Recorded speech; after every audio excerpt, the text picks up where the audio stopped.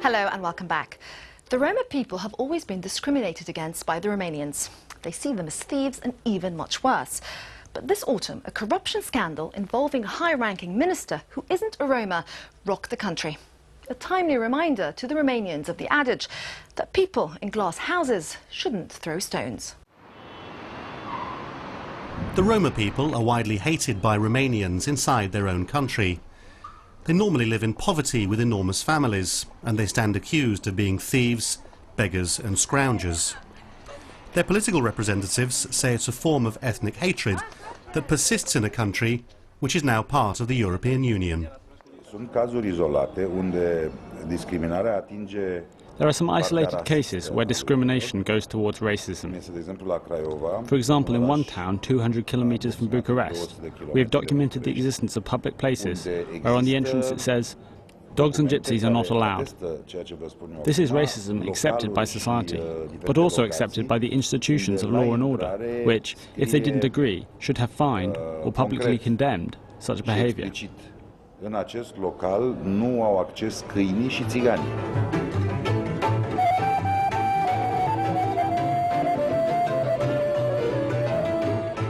The Honoriu family are perhaps the most successful gypsies in the world. Ion Honoriu was one of Romania's most famous musicians. His son, Costel, is worth getting on for $100 million in his property empire.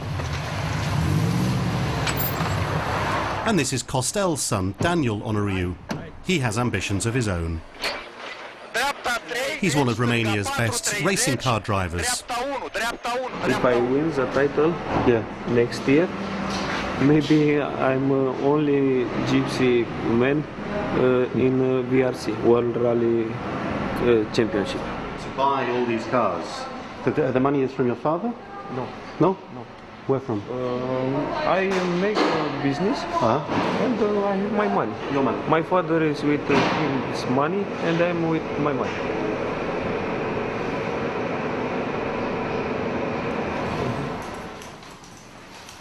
Daniel's become something of a celebrity in Bucharest because of his good looks and his love of fast cars. Today he's being filmed by Romanian television for a program called At Home with Daniel. They want to know why he likes Japanese furniture. Even though Daniel has won many trophies, he still faces suspicion. People have accused him of buying off officials in order to win races.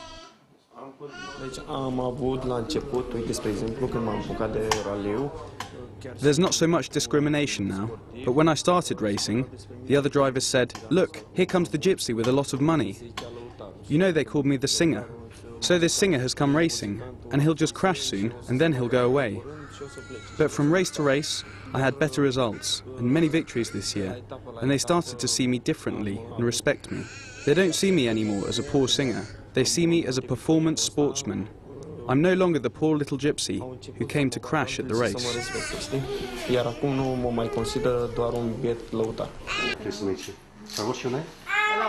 Laura. A second Romanian television crew arrives to do a program about him. Their presenter is a famous pop singer in Romania. She says she likes Daniel, but is worried in case that we think she might be a gypsy like him. Big eyes and everything, I'm gypsy. No, I'm not. It's not a problem, but I'm not. But I don't understand, why did you say I'm not a gypsy? I don't understand why. A friend of mine, Yeah. who is also my producer, my musical producer, he is gypsy. And he said that I'm gypsy also because he can feel me, you know? Yeah. He has a gypsy spirit. Yes, I have a gypsy spirit. I said, no, I'm not gypsy, but if you say so, okay. Costel Honoriu has found a way through the criticism of his people and his family through religion. He uses some of his money to build churches in and around Bucharest. Like other Christians from the Roma community, he has had to flee his country in the past because of persecution. Back then, when I ran away from Romania, I did it because of religion. I did New Testamental baptizing. That's what we call it. We did the baptizing somewhere in the river, about 30 kilometers away from Bucharest. A lot of people gathered and the militia came. The pastor was baptizing me. They took away his permit. With me it was a problem. but also something from God. I could leave the country at that time. I succeeded and I left. But it was also a problem. It was very difficult.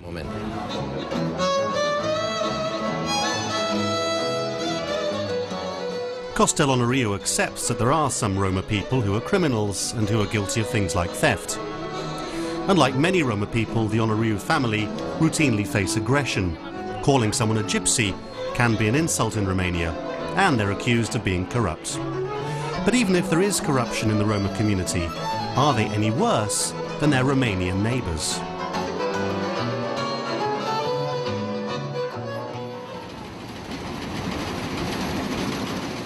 2007 saw a crisis in rural Romania. In the summer, there was one of the worst heat waves in the country for decades, and many of the crops failed. The agriculture minister called a state of national emergency. By the autumn, things had got no better. In some villages, the offers of compensation by the government hadn't arrived, and they were preparing for a winter of hunger. It was the same for everybody. Nothing grew for anyone. Nothing grew in anyone's garden. Not onions or tomatoes or anything. The work was very bad because we worked for a day and there wasn't enough. There were no crops. This poor farmer put a lot of money in to make something from it, but because of the drought, he lost the lot. We don't have any food for the winter. Some of the people, a few, have bought a pig and grown it, but there aren't many. Everyone, children, parents, all surviving on the children's allowances. When we have food, we eat. When we don't, we don't. Because of the drought, we have a lack of everything, absolutely nothing in our gardens. Not even onion, potatoes. We used to make something out of that. We were carrying water in a bucket and making something out of that. But a scandal was unfolding in the corridors of power in Bucharest. These two men are the agriculture minister and his predecessor, the two men who were supposed to be helping the poor people in the countryside with their crisis. But instead, they were busy working out how to work the system for themselves.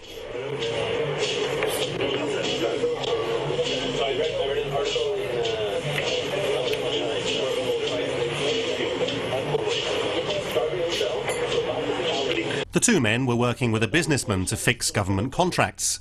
In return for giving the contracts to the businessman, the agriculture minister would get some valuable gifts. Șeful de repoarte pe amândouă spune că îi dăm ceva, o mașină puternică, amintești? Mâine îmi dă răspunsul, am plecat de acolo. They even made sure the minister got 100 litres of the best plum brandy and boxes of sausages for his kitchen. Să dă, nu știu, bă, 300 de litere, bă, dar înțelege, bă, Ghisuca, bă, să dai că o duc palinca aceea o duc la București, la Tănase și mai vreau să-i dau la Reme și 100 de litere. Vreau să le dai niște palincă bună, vreau să dau la Reme și 100 de litere de palincă de ce veche, mă. Da, da. Să înțelegi, sau 200, vreau să-i place să beie, mă, înțelegi. Probează că ministrul agriculturii The case was leaked to the media and the minister had to resign. In the Roma community, they feel that this kind of corruption involving Romanian people in powerful positions is a far greater problem than anything that they've ever been accused of. Sunt arătați cu degetul, că ei fură. You see, gypsies have the finger pointed at them, saying that they steal. But what do gypsies steal? Nothing. A piece of iron to sell to feed their children, a chicken, a car, nothing compared to Romanians who've destroyed this country. They've brought misery to Romania, they've bankrupted banks. This country is so poor because of them. Țiganii, dacă fac lucruri bune, sunt considerate normale. If gypsies do good things, they are considered normal. If they do bad things, they are considered more serious than those of the majority. The gypsies do more small thefts. No one can tell me that Romania is in this deplorable state, economically, socially, morally, because of the gypsies. The gypsies may steal a box of tomatoes, or they may steal the chain off your neck, but the Romanians are destabilizing the national economy. They rob banks, they empty the multinationals. These are the things which have brought Romania to its present state. Costellonorio is continuing his work with his church. Today he's off to the town of his birth, called Fontanella. It's a Roma community, and he's been spending his money building houses for the people there who can't afford their own. Wherever I go on this planet, it is here that I feel best. I have a feeling of great joy here.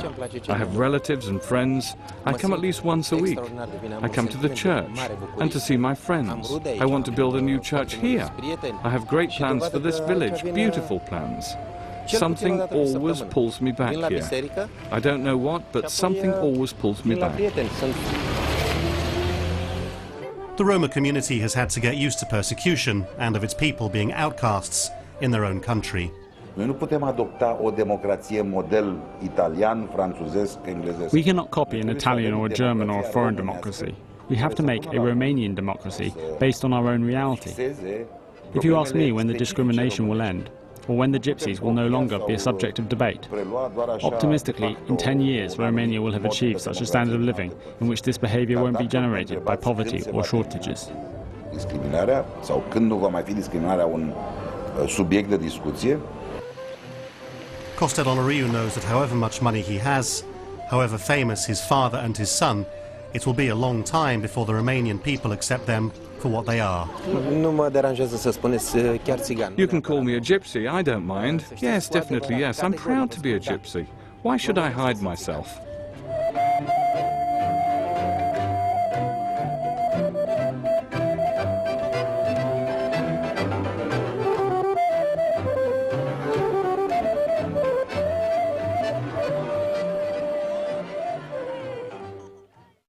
Our report on the prejudice the Roma face in Romania.